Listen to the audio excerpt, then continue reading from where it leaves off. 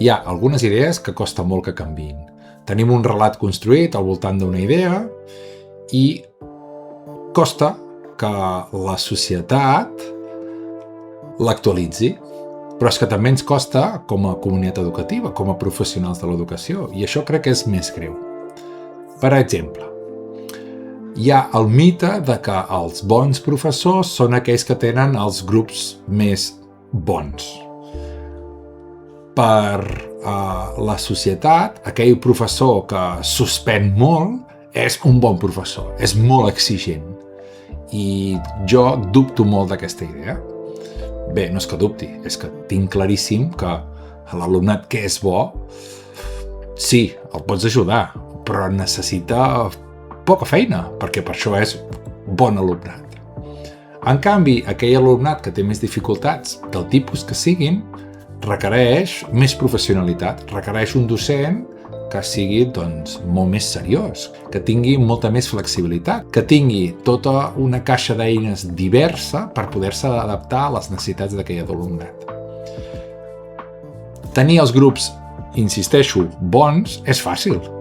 Els bons no necessiten pràcticament per res. John Hattie va identificar 252 casuístiques a partir d'un metaanàlisi en el que va agrupar una pila d'estudis diferents i que va posar dins d'un gran ordinador i que va processar en quant a tota la informació que contenien i va intentar identificar què era més positiu a l'hora d'ajudar que l'alumnat aprengui, i va prendre mesures cognitives, socioeconòmiques, culturals, de disseny d'aprenentatge, bé, tota una sèrie de paràmetres diferents, i va produir una llista de 252 característiques que fan que l'aprenentatge sigui més eficient per l'alumnat.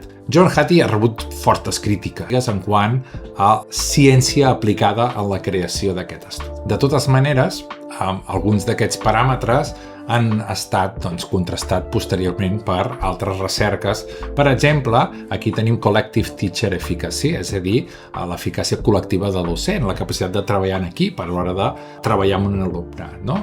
O Self-Reported Grades, vol dir una autoavaluació en quant a identificar quins són les meves pròpies mancances i els aspectes de millora, o Teacher Estimates of Achievement, és a dir, les expectatives que jo tinc sobre l'alumnat.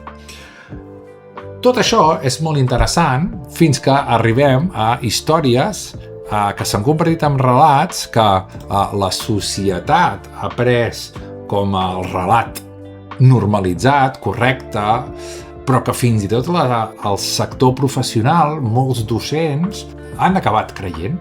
En una famosa entrevista, John Hattie fa anys, hi ha una gran part de l'alumnat que aprendrà malgrat el que fem nosaltres com a docents. És a dir, que encara que ho fem molt malament, ells seguiran aprenent.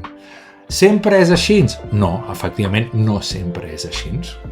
El que vull posar sobre la taula és aquesta idea de que els bons profes tenen els bons grups, de que jo suspengui molt vol dir que jo sóc molt exigent. Com que sempre ho he fet d'aquesta manera, aquesta és la manera correcta de fer-ho. Jo puc haver estat fent 30 anys a la meva feina, però això no vol dir que hagi millorat. És senzillament experiència. No em fa més bo si no canvio la meva pràctica d'ensenyament i aprenentatge, la meva docència.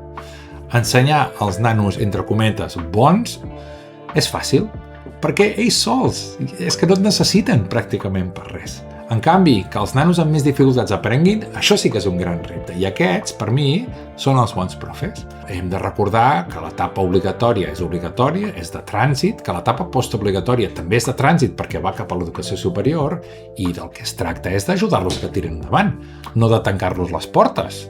L'altra idea també preconcebuda és de que, ostres, és que clar, aquesta és una bona escola, és un bon institut, perquè, ostres, fixeu-vos-hi, quines notasses treuen a selectivitat. Recordeu que a selectivitat a Espanya aprova el 95%, vull dir que no és difícil que aprovi tothom, d'acord? Però què passa? Clar, si jo, amb la meva exigència, amb el meu rigor, el que faig és, per al camí, anar fent que la gent abandoni el batxillerat en aquest cas, realment estic fent bé la meva feina? Perquè clar, si me'n comencen 20, però al final només es presenten 5 a selectivitat i els 15 han sigut baixa durant els 2 anys de batxillerat, què passa aquí? No, és que no tothom estava preparat. Sí, sóc molt conscient que avui en dia, al mancar places dels cicles formatius, doncs molta gent acaba entrant a batxillerat. És veritat. I molts no tenen la capacitat, malgrat les orientacions que li han fet als últims cursos de l'ESOS. Sí, passa. S'ha explicat moltes vegades que, per exemple, al Japó, els docents amb millor rendiment, aquests més professionals, són els que primer cobren més sou i són els que són capaços d'anar a treballar en els llocs més complicats. Recordo haver vist un documental en què s'explicava. Poder això era dels anys 70 o 80 i ja no es segueix reproduint. Però el que sí que es segueix reproduint és aquesta idea de que els bons profes són aquells que suspenen més. I no és això. Jo crec que un docent ha de ser capaç de tenir una caixa d'eines diversa per atendre les necessitats i el bon profe és aquell que és capaç de que l'alumnat més complicat, amb més necessitat, amb més dificultat, sigui capaç d'aprendre. L'educació secundària i l'educació postobligatòria no deixa de ser una etapa de trànsit per anar cap a un altre lloc. No ha de ser la final del camí.